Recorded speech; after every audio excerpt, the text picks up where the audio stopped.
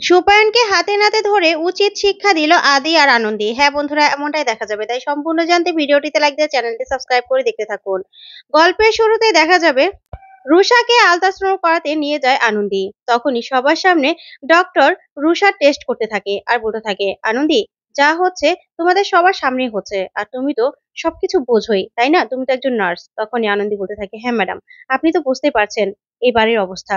তখনই ডক্টর বলতে থাকে, দেখো, তুমি তো বলেছিলে আনন্দী যে ও নাকি প্রেগনেন্ট। ওইদিকে রুষা মনে মনে বলতে থাকে, আজকে আমার সবার সামনে মুখোশটা খুলে যাবে, কিন্তু এই সবকিছু আমি সহ্য করতে পারবো তো? সবকিছু সামনাসামনি থাকতে পারবো তো? আমি তো শুধুমাত্র লাহিড়ী বাড়ির বউ হয়ে একটু ভালো থাকার চেষ্টা করেছিলাম। তুমি দেখো ঠাকুর। এই ভেবেই রুষা চোখ বন্ধ করে থাকে। তখন ডক্টর বলতে থাকে, এ কি রুষা, তুমি এরকম ভয় পাচ্ছ কেন? একটু নর্মাল হও। টেস্ট তো আমি করছি। তখনই তনুশ্রী বলতে থাকে, মিথ্যেটা ধরা পড়ে যাবে তো, সেই জন্য এরকম ভয় পেয়ে আছে।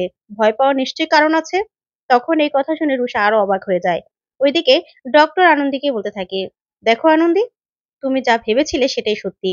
সত্যি ও প্রেগনেন্ট, 4 মাসের প্রেগনেন্ট। যা শুনে রুষা সহ সবাই চমকে যায়। তখন রুষা বলতে থাকে, কি? আমি প্রেগনেন্ট? কি করে হলাম? তখনই ডাক্তার সহ সবাই অবাক হয়ে যায়। তখন আনন্দী বলতে থাকে, এই তো তুমি বললে তুমি প্রেগনেন্ট, আর এখন বলছো কি করে হলে? তখন রুষা বলতে থাকে, আসলে আমি টেস্ট করাইনি তো, সেই জন্য ঘাবড়ে গিয়েছিলাম। তারপরে দেখা যাবে অনিন্দ সবার সামনে বলতে থাকে, দেখেছো, আমি বাবা হতে চলেছি। আমার বাবা হওয়ার ক্ষমতা আছে। আমার বউ কিনা সবার সামনে আমাকে অপমান করলো যে আমি বাবা হতে পারবো না। ওর এত বড় সাহস সবার সামনে দাঁড়িয়ে আমাকে ছোট করেছে। তখন এই কথাতেই কাকিমণিও বলতে থাকে, ঠিকই তো, আমার ছেলেটাকে তুমি অপমান করেছিলে, তাই তো? যা শুনে তনুশ্রী পুরো চমকে যায়। তনুশ্রী আর কিছু বলার মতো ভাষাই রাখে না। তারপরে দেখা যাবে ডক্টর বলতে থাকে, আনন্দী, দেখছো তো, ওর কিন্তু বেবিটা হেলদিও আছে, ভালো আছে, সুস্থ আছে। যা শুনে আনন্দীও অবাক হয়ে যায়। তখন রুষা সেখান থেকে উঠে চলে যায়। এক এক করে সবাই সেখান থেকে উঠে চলে গেলেন। তখনই সুপায়ন সেখানে চলে আসে। তখন ডক্টরকে বলতে থাকে, কি ডক্টর, যে প্রেগনেন্টই না, তাকে আপনি 4 মাসে প্রেগনেন্ট কি করে বানিয়ে দিলেন? তখনই ডক্টর এই সুপায়নের দিকে তাকিয়ে হেসে দেয় আর বলতে থাকে, সবই হলো এই প্যান ড্রাইভের কামাল। বুঝতে পেরেছেন? আসলে মেশিন চলেইনি, কিন্তু দেখিয়েছে মেশিনটা চলেছে। যা শুনে সুপায়ন চমকে যায়, বলতে থাকে, ডক্টর, আপনি তো জিনিয়াস, আপনি কি চান আমার কাছে সেটা বলুন। আপনাকে আমি সব দিতে রাজি আছি। আপনি আজকে আমাকে অনেক বড় একটা হেল্প করেছেন। তখন ডক্টর বলে, আচ্ছা হয়েছে হয়েছে, আমার কি চাই সেটা তো আপনাকে আমি পরে বলবো। কিন্তু দেখবেন, এই প্যান ড্রাইভ ছাড়া কিন্তু রুষার প্রেগনেন্সি কোনোদিনও সত্যি হবে না। ও কিন্তু সত্যিটা বেরিয়ে আসবে। বুঝতে পেরেছেন? তখন এই কথা বলে সুপায়ন বলতে থাকে, ঠিক আছে ম্যাডাম, আপনি চিন্তা করবেন না। আপনি একদম চিন্তা করবেন না, আমি সবটা সামলে নেব। ওইদিকে দেখা যাবে তনুশ্রী বাড়িতে চলে যায়। তখনই আনন্দী আদি সহ সবাই মিলে তনুশ্রীর পিছন পিছন যায়। তখন তনুশ্রী বলতে থাকে, এটা কি করে হলো? আমি তো কিছুই বুঝতে পারছি না। তখন আনন্দী বলতে থাকে, তনুশ্রী দি, তুমি না এত চিন্তা করো না, এত চিন্তা করো না তুমি। তখন তনুশ্রী বলতে থাকে, কি চিন্তা করবো না আনন্দী, বলো তো? আমি তো ওকে কোনো রকম কোনো সুখ শান্তি দিতে পারিনি। আমি তো ওকে বাচ্চা দিতে পারিনি। তখন আদি বলতে থাকে, তনুশ্রী, তোমার কোনো দোষ নেই এখানে। তখন সেখানে অনিন্দ চলে আসে। তারপরে আদি বলতে থাকে, তুই এত বড় একটা অপরাধ করে তুই আবার সবার সামনে বুক ফুলিয়ে বলছিস এই কথাগুলো? তখন অনিন্দ বলতে থাকে, কেন বলবো না? কেন বলবো না? ওই তো আমাকে বেঁধে রাখতে পারেনি, ও আমাকে একটা সন্তান দিতে পারেনি। ও যদি সন্তান দিতে পারতো, তাহলে তো আমি অন্য কোনো মেয়ের কাছে যেতাম না। তখন এই কথা শুনে তনুশ্রী চুপ করে দাঁড়িয়ে থাকে। তখন কাকিমণি বলতে থাকে, হ্যাঁ, সব দোষ তনুশ্রীর। দুটো মানুষের বিয়ে হয় কেন?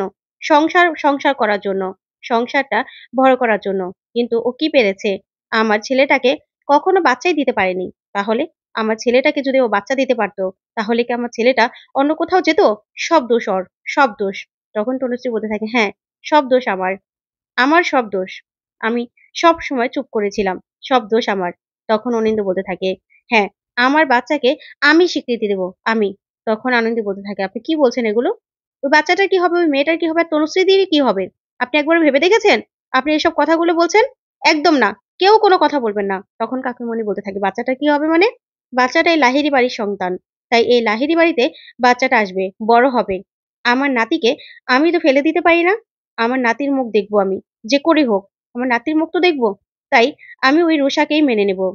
আর তখনই তনুশ্রীকে অনিন্দ্য বলতে থাকে, তোমার সঙ্গে না আজকে থেকে আমার কোনো সম্পর্ক নেই, কোনো সম্পর্ক নেই আমার। তখন তনুশ্রী অবাক হয়ে যায় আর কান্নায় ভেঙে পড়ে। তখনই আনন্দী বলতে থাকে, দাদা এসব কি বলছেন আপনি? কি বলছেন এসব? তখনই আদি বলতে থাকে, অনিন্দ, তুই এগুলো কি বলছিস? তখন অনিন্দ বলতে থাকে, হ্যাঁ, যা কথা হওয়ার হয়ে গেছে। ওর সঙ্গে আমার আর কোনো সম্পর্ক নেই। ও আমাকে যা দিতে পারবে সেটা হলো ডিভোর্স। ও ডিভোর্স দিয়ে এই বাড়ি থেকে চলে যাবে। তখন আনন্দী বলতে থাকে, "না, এটা আপনারা করতে পারেন না। একটা মানুষের সঙ্গে থাকতে, থাকতেও তো একটা মানুষের মায়া জন্মায়। আপনাদের কি কোনো মায়া মমতা জন্মায়নি? কি বলছেন? এই মানুষটা এতদিন ধরে আপনার সংসারে আছে। ওর প্রতি কোনো ভালোবাসা নেই আপনার?" তখন তনুশ্রী বলতে থাকে, "না, নেই আনন্দী, নেই। ওরা যা চায় আমি তাই করব। সবকিছু মেনে নিলাম। সবকিছু। ওরা যা চায় আমি তাই করব। ডিভোর্স দিয়ে দেব। আমি এখান থেকে চলে যাব।" তখন এই বলেই তনুশ্রী উপরে চলে যায়। তখন অনিন্দ্য আর অনিন্দ্যর মা বলতে থাকে, "যাক, ভালোই, ভালোই এই বাড়ি থেকে বিদায় হলে হলো।" তারপর অনিন্দ্য আর অনিন্দ্যর মা চলে যায়। তখন আদি বলতে থাকে, "অনিন্দ্য, তুই কিন্তু ভালো করলি না।" তখন আনন্দী বলতে থাকে, "স্যার, ওনাকে বলে কি হবে? আপনার ছোট ভাই, আপনার ছোট ভাই আপনার চোখের সামনে দাঁড়িয়ে এত কিছু বলে গেল। আপনারা না পুরুষগুলো সব একই। লাহিড়ী বাড়ির সবগুলো পুরুষ এক।" তখন আদি বলতে থাকে, "আনন্দী, আপনি কি বলছেন এগুলো?" তখন আনন্দী বলতে থাকে, "হ্যাঁ স্যার, আপনি না আপনারা সব এক। আপনিও এক।" তখন এই কথাতে আদি বলতে থাকে, "আপনি আমাকে বলতে পারলেন এই কথা?"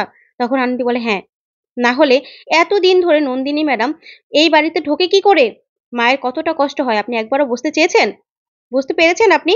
এতদিন ধরে তনুশ্রীদি আর সুমনাদির উপর এতগুলো অত্যাচার হয় কি করে? ওরা এরকম করে দুমড়ে মুচড়ে চুপ করে কি করে থাকে? কি করে? আপনি কোনোদিনও তার প্রতিবাদ করেছেন? করেননি। আপনার ভাইদের কোনোদিনও শাসন করেছেন? করেননি। না হলে আপনার ছোট ভাই আপনার চোখের সামনে দাঁড়িয়ে এসব বলতে পারত না। করতে পারত না?" তখন এই কথাতে আদি বলতে থাকে, "কি বলছেন আনন্দী? আমি আপনার পাশে দাঁড়াইনি? আপনি মেডিনিস্টে যাতে চাকরি করতে পারেন সেটা আমি দেখিনি? সবার সঙ্গে লড়াই করিনি?" তখন আনন্দী বলতে থাকে, "হ্যাঁ, আমি যাতে মাথা উঁচু করে বাঁচতে পারি সেটার ব্যবস্থা আপনি করেছেন। কিন্তু আপনি কোনোদিনও এই বাড়ির মেয়ে বউদের ব্যাপারটা বুঝতে চেয়েছেন? কোনো কিছু বুঝতে চাননি। এই যে নন্দিনী ম্যাডাম আসাতে আপনার মা এতটা কষ্টে আছে সেটা কোনোদিনও দেখেছেন? দেখেননি। এই যে ফুলটুসি ম্যাডাম এখানে কেন থাকবে? কেন থাকবে আপনি একবারও বোঝার চেষ্টা করেছেন? তাতে আমার কতটা কষ্ট হয়?" তখন আদি বলতে থাকে, "আনন্দী, ও আমার বন্ধু।" তখন আনন্দী বলতে থাকে, "কেমন বন্ধু? আপনার বাবার আর নন্দিনী ম্যাডামের মতো?" তখন এই কথাতে আদি রেগে যায়। তারপরে আনন্দী বলতে থাকে, "আপনারা না সবাই এক। সবগুলো পুরুষ এক। হ্যাঁ, হয়তোবা ওদের থেকে আপনি একটু উধার, কিন্তু আপনিও না দিন শেষে ওদের মতোই। আপনি কি বুঝতে পারেন যে ওর জন্য আমি দিনে, দিনে শেষ হয়ে যাচ্ছি?" তখন এই কথা শুনে আদি চমকে যায়।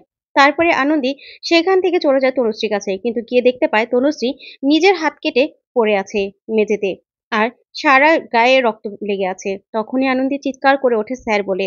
তখন আদি সহ সবাই চলে আসে। ওইদিকে অনিন্দ্য বলতে থাকে, "ও এই কাজ কেন করলো? কেন করলো এখন?" তখন কাকিমণি বলতে থাকে, "ও আমার ছেলেটাকে বাঁচতে দেবে না। ছেলেটাকে ফাঁসানোর জন্য এই কাজ করেছে।" তখন আদি বলতে থাকে, "এই কথাগুলো বাদ দিবে তোমরা? এখন মেয়েটাকে ধরবে, হসপিটালে নিয়ে যেতে হবে।" তারপরে আনন্দ বলতে থাকে, "চলুন স্যার, মেডিনিস্টে নিয়ে যেতে হবে।" তখন অনিন্দ্য বলে, "না, না, মেডিনিস্টে গেলে জানাজানি হয়ে যাবে।" তখন আদি বলে, "হোক জানাজানি, তুই কি মানুষ?" তারপর দেখা যাবে তনুশ্রীকে মেডিনিস্টে নিয়ে যাওয়া হয়। তখন ডক্টর বলতে থাকে, "আপনি চিন্তা করবেন না। এটা কিন্তু পুলিশ কেস। আপনাদের পুলিশকে জানাতেই হবে।" তখন আনন্দ বলে, "আপনি ডক্টর চিন্তা করবেন না। আমি সবটা ডক্টরকে জানাবো। আপনি শুধু তনুশ্রীদিকে সুস্থ করে তুলুন।" তারপরে দেখা যাবে আনন্দী চিন্তা করতে লাগলে আদি বলতে থাকে, "আনন্দী, আপনি চিন্তা করবেন না। ডক্টর গাঙ্গুলি কিন্তু খুব ভালো ডক্টর। তনুশ্রীদি ঠিক সুস্থ হয়ে যাবে।" তখন আনন্দী বলতে থাকে, "স্যার শুনুন, আপনারা সবাই ডক্টর। কিন্তু ডাক্তার যদি কাছে থাকতো তাহলে কি ডক্টর গাঙ্গুলিকে দেখতে হতো তনুশ্রীদির? হতো না তো?" তখনই আদি বলতে থাকে, "আনন্দী, আপনি এগুলো কেন বলছেন বলুন তো?" তখন আনন্দী বলতে থাকে, "কেন বলবো না স্যার? সেটা বলুন, কেন বলবো না? ওইদিকে সুপায়ন তো খুব খুশি। পুরো বাড়িটা ভেঙে চুরে শেষ হয়ে যাচ্ছে।" তখন সুপায়ন বলতে থাকে, "আমি জিতে গেছি। আমি জিতে গেছি আদি আর আনন্দী। তোমরা হেরে গেছো আমার কাছে। অনিরুদ্ধ লাহিড়ীর সংসারটা আমি পুরো শেষ করে দেব। শেষ করে দেব আমি।" তো বন্ধুরা, আদি আর আনন্দী কি পারবে এই গোপন রহস্য বের করতে? তোমাদের কি মনে হয় কমেন্ট করে জানাও। ধন্যবাদ।